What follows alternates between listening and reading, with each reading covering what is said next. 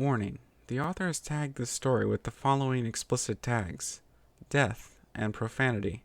Listener discretion is advised.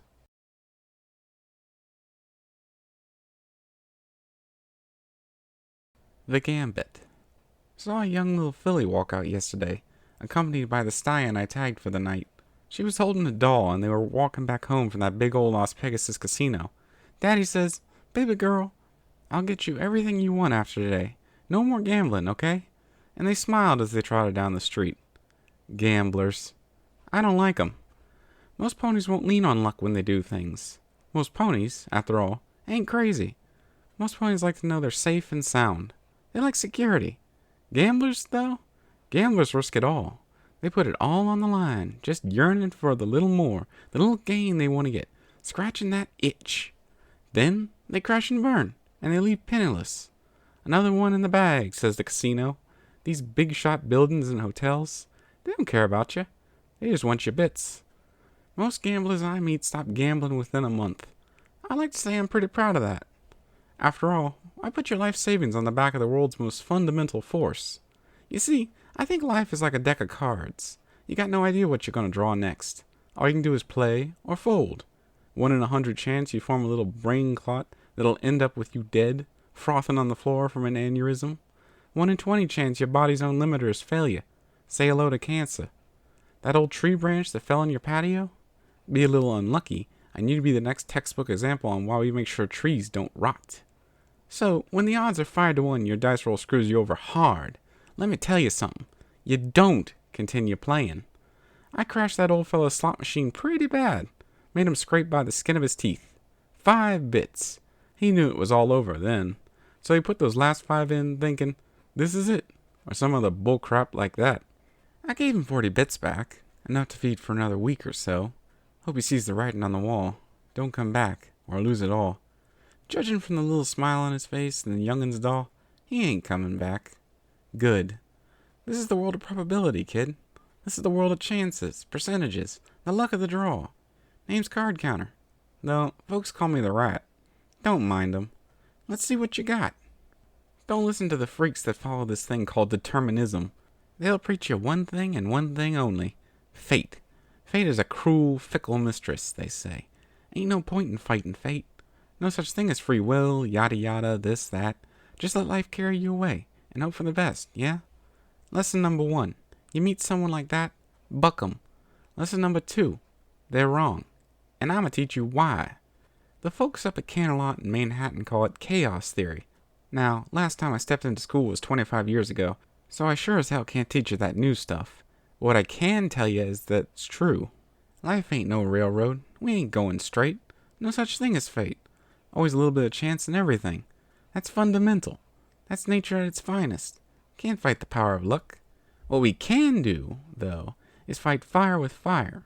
Manipulate a fundamental with another fundamental. Change probability with magic. That's where I come in. Hey, you laughing right now, kid?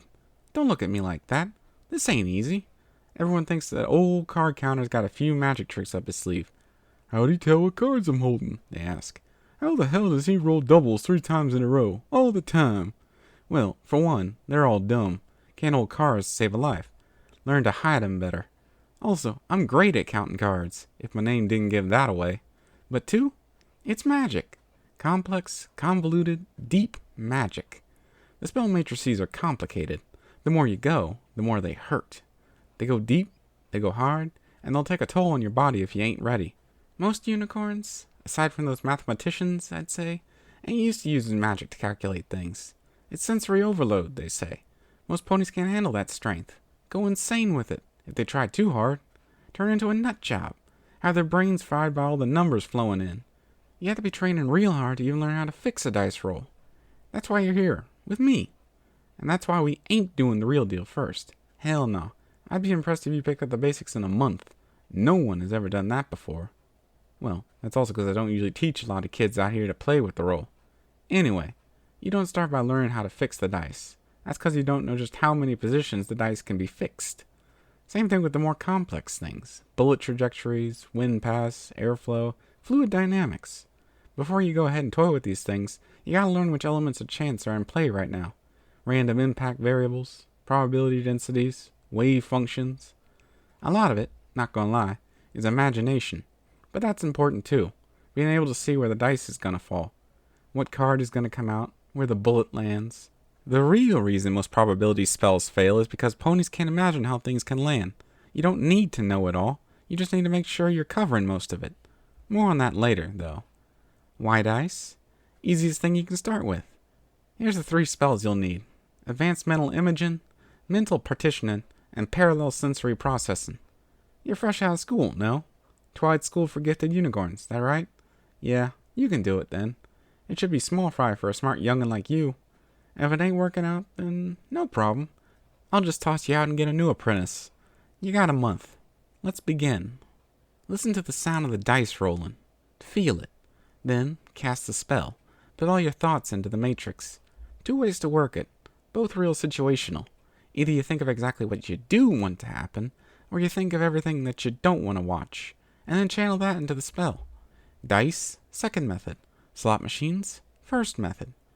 Dice is real easily second, because you ain't gotta know how the thing rolls. All you can do is think of all the 5 sides you don't want rolled, then roll. Slots is first, because it's a machine. Limited chances, limited random variables. All you gotta do is twist a little bit of the gears in there. Add a chaos element, make it work. There you go. Good work, see? Rolled a 6, 3 times in a row. Aw, you're real proud, ain't ya? So am I. Now try again. What's the worst luck I've ever seen? Shucks. I rejoice. Ain't sure if I can tell you a good one. Huh. Maybe this one then. Had a young little filly with a lot of daring do play with her bow. 'Twas a unicorn, and she had a decent amount of magical strength. She liked to shoot arrows. At everything. Tree, rock, grass, leaves. You name it, she'd shoot it. One day, little filly gets the bright idea to shoot down some birds with it. 1, that's cruel, and that's sick. We ain't griffins. We don't need to be hunting birds. 2, though, little filly had a brand new fiberglass arrow shaft. Maximum accuracy. But you know what? When they fall down, they go fast. And they're strong. She didn't know that. Neither did I. Nor anyone else, for that matter. Heck, when was the last time I touched a bow? Never. Hilly pulls her compound bow up, aims at an innocent little birdie, and release. It's a miss. She didn't think that shot through, though. Wind picked up right at that moment. In the wrong direction. 1 second she sees it go up. The next, it's falling down really, really quickly. I reckon all she saw was a dark bolt in her vision speeding straight at her. The arrow pierces through her skull, straight through bone, horn, and brain, and right then and there, she dies. Terrified? Huh. Nah, I'm just messing with you. Back then, I didn't know how to play with turbulence as well as I do now. But I tried. I imagined the wind picking up even harder, blowing the arrow aside and making it fall side first into the ground. I tried real hard. The problem with not understanding what was going to happen, you risk unexpected results. Arrow flew sideways, yeah, but not in the way I thought. Slash! Shot straight through her right ear and hit the ground with a big chunk of flesh just sticking there. Girl survived. Called her parents, got her to the hospital. Nasty scar, though. That's how it goes sometimes. And yeah, you can't really do much in that kind of situation. You pick up as you go along. You'll learn how things work as you use this magic, and find out that, well, things don't always happen the way you want it to. You don't know what's going to happen. All you can do is rely on what you do know. We're playing with luck, you see, and Lady Luck don't like her little kids tampering her sweet, fine-tuned machine. So things can go real wrong, real fast. All you can do is trust in what you can change. For beginners, actually, nah, for me too, it's less probability manipulation, as they say. It's more, autonomy extension. Something like that. We ain't changing how things work. We're just changing how much we can change things, with different spells and the like. Get pretty good at it, though. You become a master of chance. The dice going well? Good. That took a while. Almost thought you couldn't do it. Heh, trust. The bullet drop is probably the only thing you can change when it comes to range. Makes it a whole lot easier to perform the spell when you're out of sight. Don't be nervous, kid. I'm not trying to shoot you. What, you think I'm gonna kill my own apprentice or something? Shucks. Heh. You remind me of some pony I used to know. She never touched the bullet. She touched everything else, though. Couldn't shoot her no matter what. Plates, steel walls, concrete. You name it, she moved it. Also was really good at moving, swerving, and weaving, using telekinetics, which made it even more difficult for me to get a shot in. That's it. You're doing real fine, kid. Keep it up. Who was I talking about? It's a long story. Winnipeg. Cobalt University of Winnipeg. That's where I come from. Home city, actually. Never left. Not for a long, long time. Had a friend there. She's the one who did all this spell matrix creation sort of deal. She had a real eye for imagining what went wrong. Was a real good planner and all that. Contingencies, backups, plan Bs and plan Cs, all her forte. Probably one of the greatest magicians to ever grace this land. We were young then. I was fresh out of boarding school. Expensive, sure, but a hell of a good time. Worth it, too. Her, though? Family came from way over in the east. Poor family. Mostly rock cultivars, mineral growth, and the occasional tree farm. You get how it is. Gotta grow whatever you can if you want to live out there. She fought hard. Tooth and nail. Broke probably every other bone in her body. Yeah, she was a fighter, that's for sure. She dead? Nah. She's still around. Somewhere. I ain't gonna bother looking for her, though. We went our separate ways for good reason. Why? I wanted to make the world a better place. Figure out how to change the lives of ponies everywhere by playing with chance. We tested it out, too. Past life and all, you see. Every time we passed by someone who could do with a little bit of luck, we helped out. Silently. Didn't hurt, though. Make the world a better place, am I right? Hey, I can't save everyone. Nah. Ain't that good yet. But it's the little things, you know? The little good things. Maybe you can help out like that, too. Ponies, Helping other folks. Like all those gamblers out on the strip. But, yeah, I thought it was great, but... Look, I ain't feeling like the story right now, alright? Get back to prepping. You still got lots to learn. Anyway, good work with the bullet drop. Projectile trajectory is next. Let me see if you can survive a full salvo of lead aimed straight at your face. No limits. Use whatever technique you know. Ready? Hey, what did I say about knocking? You ain't supposed to be here. Training's over for the day, kid. You did really well. Better than anyone I'd ever seen. Now piss off. You were looking for me. Yeah, I'm drinking. So? You trying to tell me to quit it? Oh, I can't die now, can I? You know how many ponies out there who ain't got the luck to survive? Stray bullet, stray carriage, starvation, landslide, all that. Life ain't fair. Never was, kid. All we do is play with fate.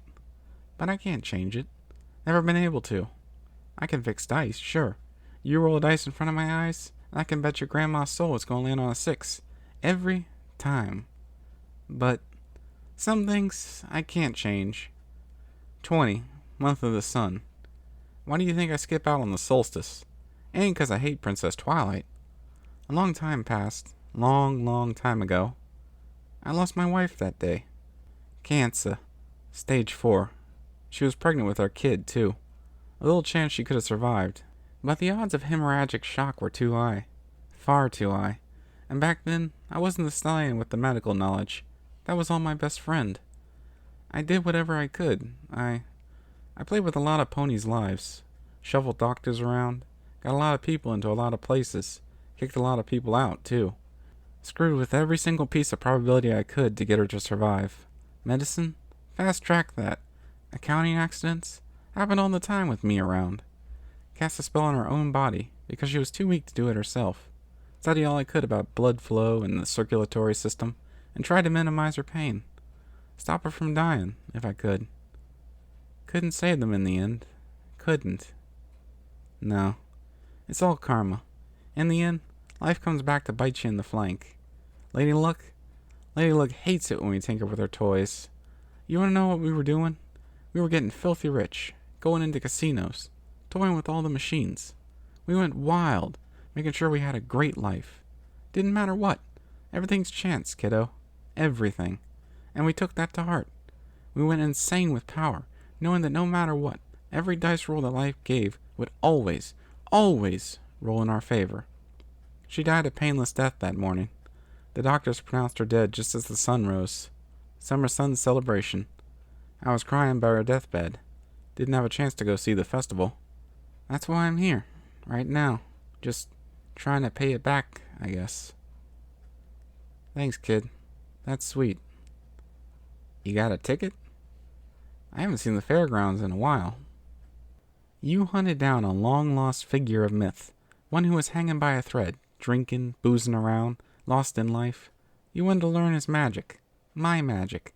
You said you were looking to catalog all the lost methods and techniques of magic since time immemorial. Yeah, I get that right?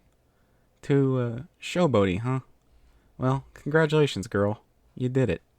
I think, at this point, you're better at magical probabilities than I am. Look, kid, this was my life's work. This was her life's work, too. I'm glad you're doing this. If not for me, maybe for her. You know, I never thought I'd be teaching the princess's protege my old lifelong work. You sure as hell really did dig me up from the middle of nowhere. How long did it take you to find me again?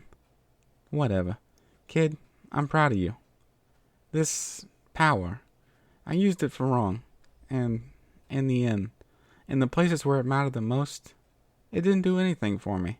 I could roll a dice an infinite number of times, but I wasn't strong enough, in the end. Use this for good, yeah? Lay you too, kid. No? I'll be here. You can always visit old card counter, anytime. Yeah, sure. I'll be sure to send you a letter. See ya, Luster. Thank you for listening in. Please like the video if you enjoyed the reading, and subscribe to be informed about future readings. Until next time, stay tuned.